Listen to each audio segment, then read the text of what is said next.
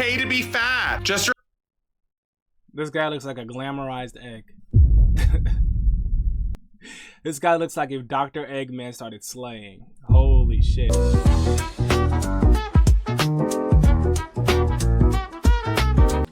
Next up on the menu, we have the epidemic of obese poor people.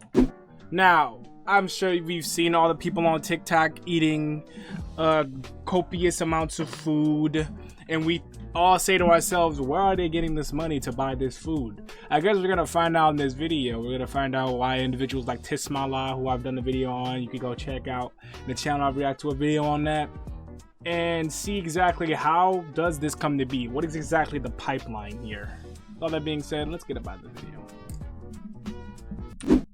Talk to me. Unless you accidentally stumble upon Rick Ross, DJ Khaled, or any other high-calorie celebrity, odds are any fat person you're gonna see outside is gonna be below the poverty line. And I have a couple statistics to prove that. Now, basically, to make this long story short, people who are below the poverty line are 30% more likely to be obese versus people above are 31%. And a similar discrepancy can be found within children, where children born in low-income families were 19% more likely to be obese versus high-income 10%. But why exactly is that? Because if you really think about it, it's kind of an oxymoron. People who are fat should have more money because they can buy more food, they can eat more. At least historically, that's kind of how it was. I know back in like the old British freaking empires, they would plump up the kings and the queens to symbolize the wealth that they had, versus people who were skinny or slender were always the peasants who couldn't afford food. But now the dichotomy has kind of flipped. So as I said, why is that? Today we're gonna be discovering why that is. We're gonna get to the bottom of the broke plus fat epidemic, and then we're gonna be discussing whose fault it is. Is it their fault, the government's fault, corporations, etc.? Because looking at the stats, I'm gonna go out on a limb, take a swing at it, and say it's equal parts everyone he just mentioned's fault. That's what I would say.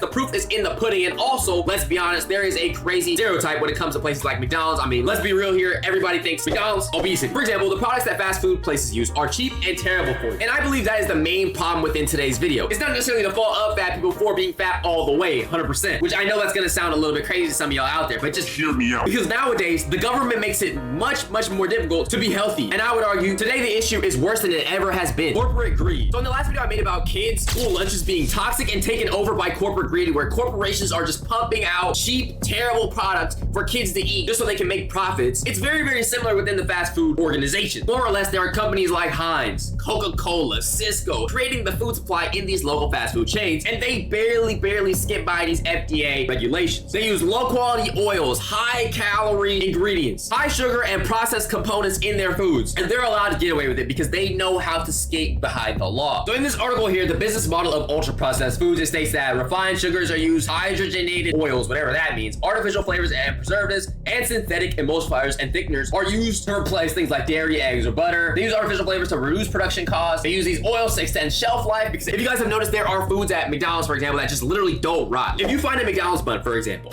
you can leave it out for like a week. I've seen people do experiments where they leave it out and it does not get moldy, bro. That is not normal, bro. That means that the bread is not bread, not the bread that we know. So here shows a very stark difference between ultra processed items, the cost of production versus the profit that they make, and the same for Whole Foods. So clearly we can tell they're basically scamming you, okay? Modern day Roman pickpocketers, bro. Now apparently these companies are backed by like crazy hedge funds, private equity, people like BlackRock, Vanguard, other institutional investors. Once they buy these healthier brands, they switch them up, change the ingredients basically, and turn them into profit machines. And of course, there's a whole psychology of food marketing, where if you ever see like McDonald's, for example, they will advertise like health with food somehow, or they'll advertise like toys and things like that to associate kids with McDonald's, when kids should not be eating McDonald's. Honestly, it's like fries your brain does not allow. To be honest, when I was a kid, all I wanted to eat was McDonald's.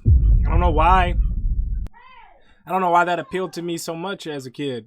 Properly, all the above. Oh, even here, boom, targeting children and low-income communities. So they use child advertising, literally what I just said. They place them in low-income neighborhoods. So if you ever are in a low-income neighborhood, you will see more McDonald's than, I don't know, the rich areas, right? Health washing, exactly what I was talking about as well. High protein, organic, vitamins, things like that. And of course, some of the risks are obesity, type 2 diabetes, and cancer. So remember when I said in particular, right? Let's just say regulations. There are not that many regulations when it comes to advertising. So these companies can say organic, protein, this, that, healthy, blah, blah, blah. So maybe you're like, hey, okay, I'm gonna make the healthy choice. I'm gonna go with McDonald's, but I'm gonna just get a fillet of fish instead of, I don't know, a double quarter pounder, because the macros are a little bit more friendly. When in reality, both of them are just bad for you in general. One might be slightly less bad for you, but the other one is even worse. So Is it really bad? It's like one poison versus another poison squared. I don't know. You're getting poisoned regardless. Brief intermission. If you're enjoying the video so far, please make sure you go ahead and smash the subscribe button. We're on the road to 200,000 subscribers. Thank you very much. But the way the advertising is, it doesn't tell you that, and you don't even know what you're putting into your body for real. Now, it doesn't take a genius to know that fast food is bad for you. That's basically all I just said so far. Fast food is bad for you. But also, what about how fast food companies will put more of their places in more poor areas because that's all that poor people can afford? Let's just say, yeah, it's kind of a fucked up cycle.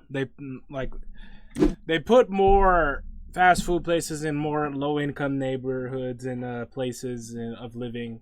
That way, they still make a lot of money because it's cheaper than people think that it's cheaper than making your own food. It's also a convenience thing. People are lazy. They don't feel like making their own food.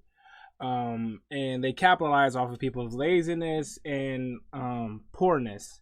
And it's like a vicious cycle that feeds into itself, and it's so fucked up.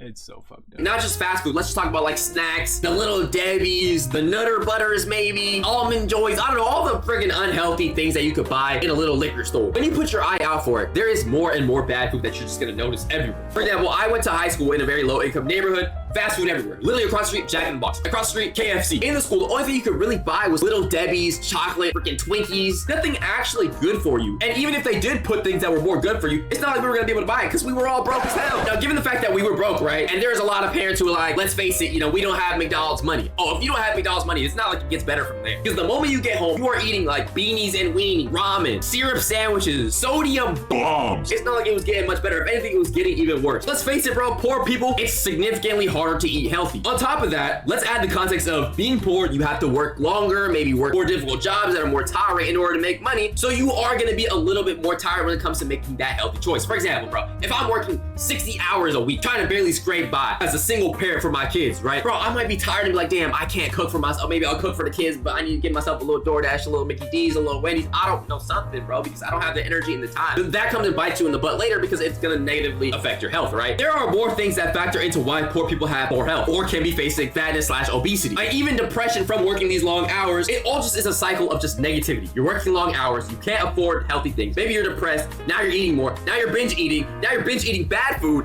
It's just like, damn, you're getting smashed from all angles, man. Double. Pause, bro. I didn't mean to go full screen on that, but pause. Anyway, yeah.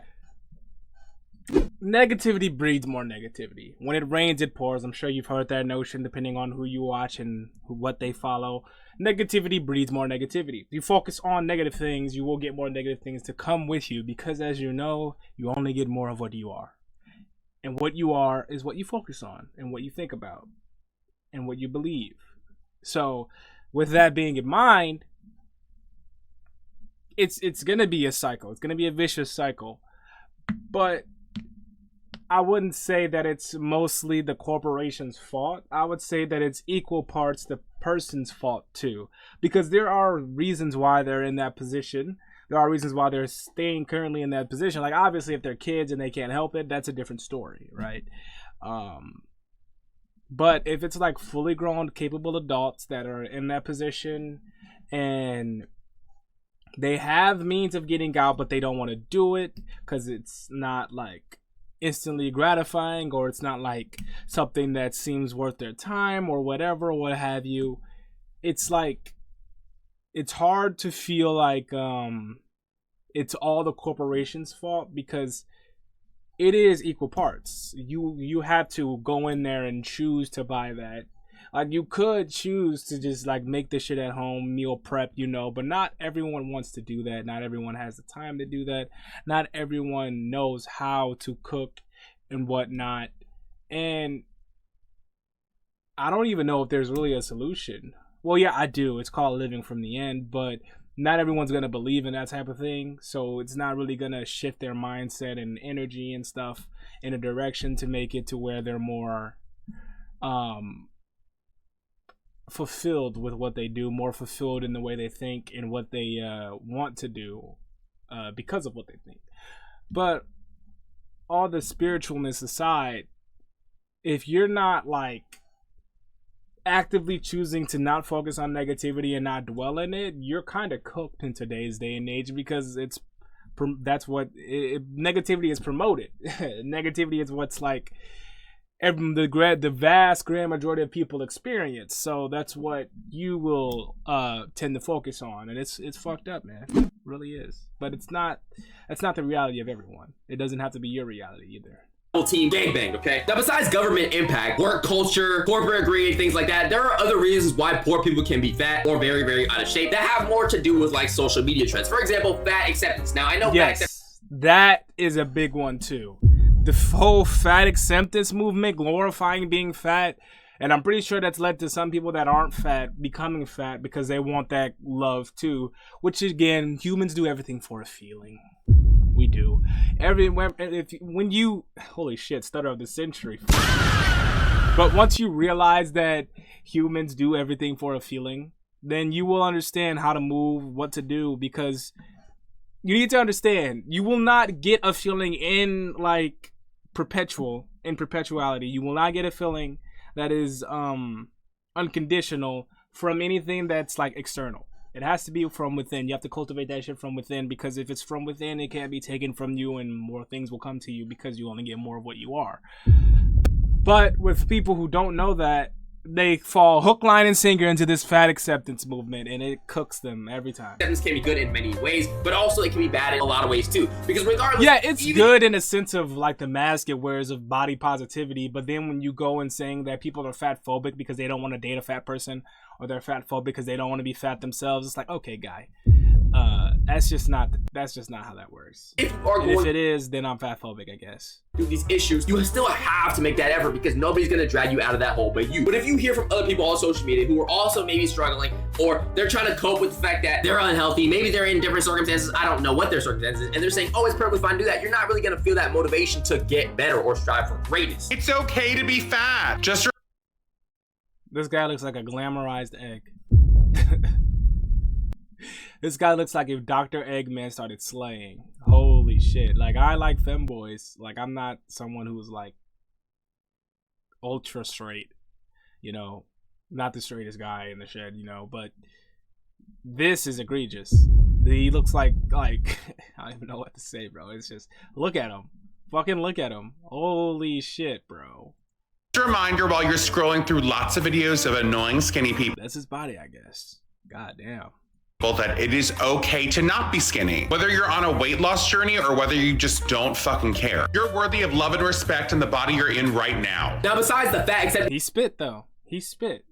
You don't gotta be, if you're skinny, if you're fat, doesn't fucking matter. It doesn't matter. You have to be comfortable with you, bro. I think that mukbangs are low-key a disease to the internet in a way. The latest thing I saw on that's an interesting take. Mukbang TikTok was a dude by the name of Jay Bullen. Now this guy is crazy because he sounds like he's 1 second away from dying from a stroke, a heart attack, cardiac arrest, I don't even know. For me. For me.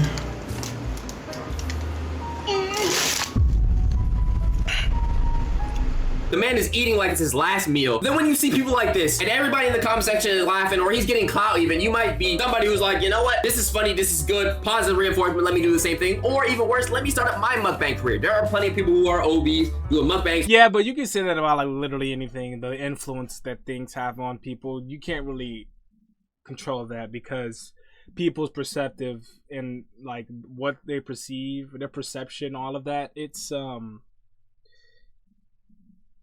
up to them at the end of the day, so you can't really control that. But all that being said, that guy really needs to fucking stop. He's not gonna be on this corporeal realm for any longer if he keeps this up.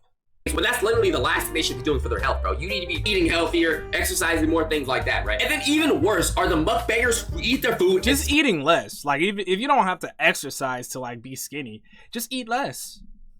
If you just eat less, you will already be skinny. And then if you put like exercise on top of that and like proper dieting, that's just gravy. That's just gravy. It just goes up from there. Spit it out and glorify overeating, but they're low-key fit in a way. There are people who spit them out, but also the people who don't even tell you like the viewer discretion, don't overeat like this is not healthy to do all the time, and the people who make it seem like they can just eat as much as they want without gaining weight. Those people on the back end, they're secretly lifting, they're running, they're exercising. It's not possible to be consuming that level of calories while being fit. It just isn't. You have to be doing something else. You have to be either spitting it out or doing your exercise on the back end, which they do not tell you about, which I feel like they should always disclose that. Glorifies obesity over. Well, I think it's obvious that like they're doing that because they're still skinny and they're eating a lot. I think that's fucking pretty obvious. But if it's not, then I guess it's better safe than sorry to put a disclaimer and say, hey, guy, don't fucking like gorge 40,000 calories like Nikocado avocado. Don't fucking like be like Tismala and fucking every day we eat good, you know, just destroy like a whole platter of food every fucking day.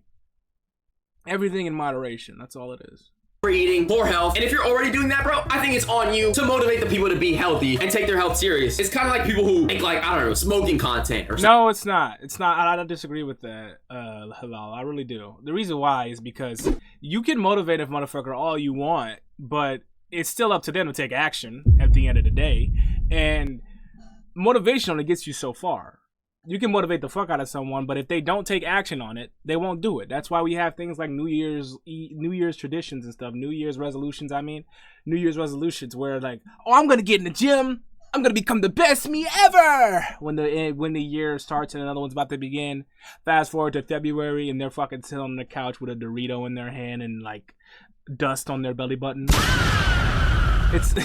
It's not like. It's just not, motivation is not like the key. Motivation is one of like the things that you need, but you can also cultivate that from within. I'm telling you, bro, once you know how all this shit works, bro, you can literally become unstoppable. You can literally like do whatever the fuck you want. It's just you gotta know how to move, and a lot of people don't. And that's the reason why we have people that eat for fulfillment, people that do other things that are unhealthy for fulfillment, because humans do everything for a feeling. And that's all it is. That's all it is, man. Something like, bro, every video you should be like, yo, I am not encouraging young people to smoke. I'm not encouraging people to smoke, blah, blah, blah, things like that. Now, in today's video, we talked about multiple different reasons of why poor people tend to be very fat. We got corporate greed, okay? So the companies owning a monopoly over big food, profiting. Back to this one article from earlier, we didn't really talk about the profits from poor health. So a lot of like insurance companies, they profit from poor health in low income communities. They drive God damn, I ain't even factor in them. Wow, they really got a fucking method out there. Insurance premium, places that sell like medication, for example. Oh, you need medication for your weight loss? Come to me. That's just how the government makes more of their money. The weight loss industries program supplements, and they promote diet fasts. It's like we're balloons, you know? Like they fill you up, and then you go to the pharmacy to get your medication. You get your what is that medication called that like a lot of people are getting? I forget it. hesSpaidz used it. Some other people used it. I forget the medication. If you know it, put it in the comments. But you go and you get that medication, and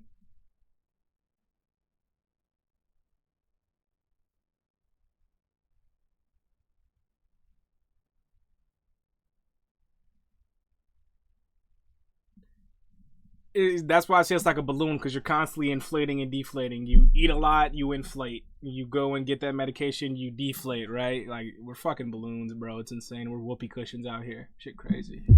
Things like that. That's how they make their money. So America, the world is just funded by corporate greed to an extent, bro. It's all just a cycle, bro. And that's just a low income thing in general. It doesn't even matter if you're fat, skinny, or what. In today's video, we talk about how corporate greed, working long hours, being low income, social media trends can all lead to poor people being fat, or it can all influence people to become more unhealthy in some way, shape, or form. Now, with that being said, against all odds, this video is not a coping video, a video of just sit down, bend over, take it all like a good boy. No, you have to fight back. This video is more of a motivational call to action type of video, because the system is against you. It's not really I didn't really gain any motivation from this, but I guess someone will. I'm already motivated to do whatever I want to do because of like my mindset, bro. And that's where it all starts.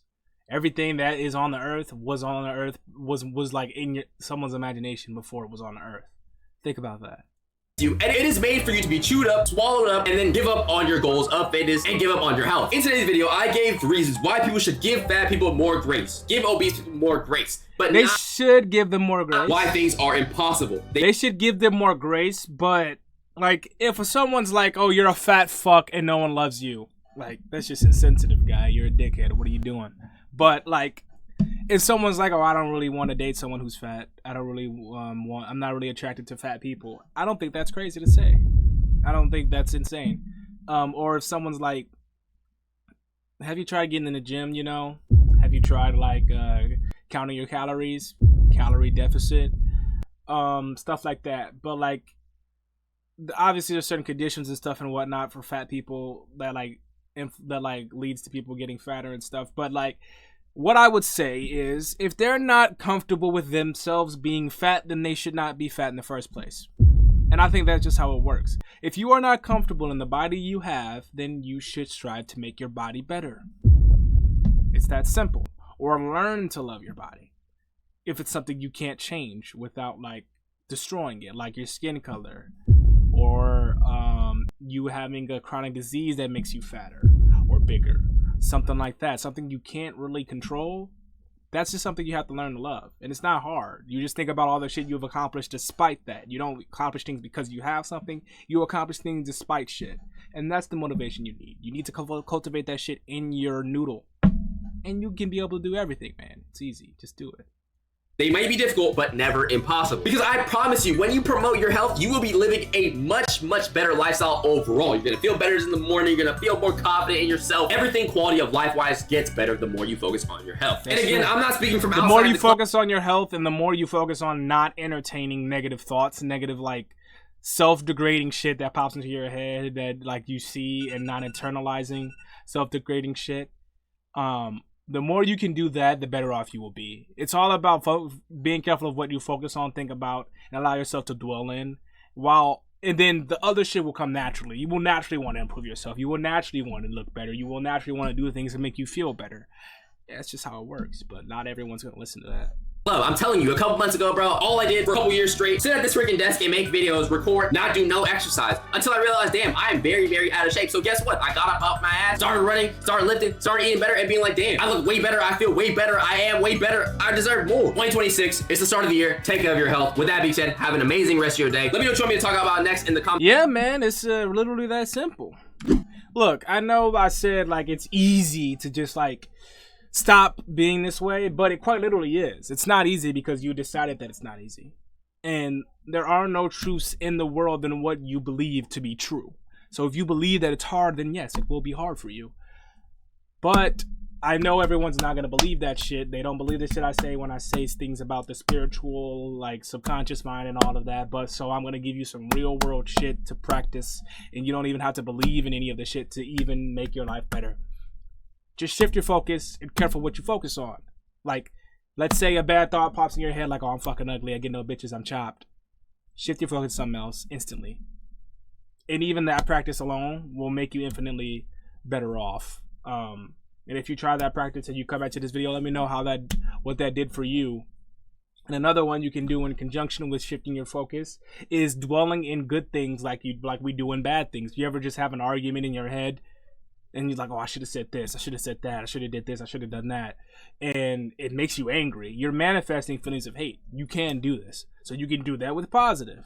You got paid. Oh, I just got paid today. Even if you got to pay bills, still, revel in the fact that you have money. Revel in that fact. Someone says you're cute, revel in the fact. There are good shit that happens to you. It's just that when bad shit happens, it makes you forget all the good shit that happens to you, because anger is extremely potent because it's what you've been focusing on.